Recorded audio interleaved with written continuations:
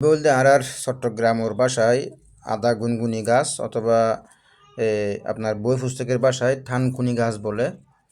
তো ইভা বলতে মূলত অনর বিশেষ করে বত্তাগুড়ি অথবা এ, মিষ্টি কুমড়া শাকর লয় অনর হালকা কুচি কুচি করে কুড়িয়ে দিলে খাইতে খুব টেস্ট লাগে। আর বিশেষ করে বর্তা হেই পেঁয়াজ অথবা শুকনো অথবা কাঁচামরিচ দিয়ে বর্তা করি হেই সরিষার তেল দিয়ে এই জিনিসটা কিন্তু মূলত ঔষধি গাছ।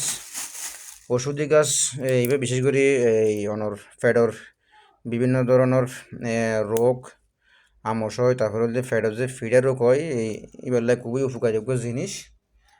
এই থানকুনি পাতাইবে বিশেষ করে এবার তৎকালীন সময় আরা দেখি দিয়ে ফ্যাটের হনসরানোর সমস্যা হইলে ফ্যাট ব্যথা করলে মুরব্বী কলে বিশেষ করে এই ঘোরানোরে আলাদা করে লই অনর হনগুয়া ইয়াত মধ্যে ফিসিয়ে এবার রসিন হাবা দিত।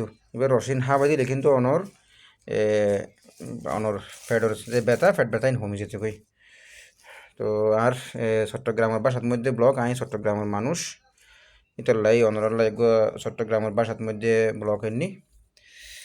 তো বেগুন ভালো থাকিবেন, বিশেষ করে খাইবারে চেষ্টা করিবেন থানকুনি পাতার বত্তা অথবা হালকা কুচি কুচি করি গেলে মিষ্টি কুমড়ার শাকর লয় খাইবার চেষ্টা করিবেন। তৈরি অনেকটা এবার বিশেষ করে হাতও ভালো লাগিব আর বেগুন সুগন্ধযুক্ত ওষুধি গাছ।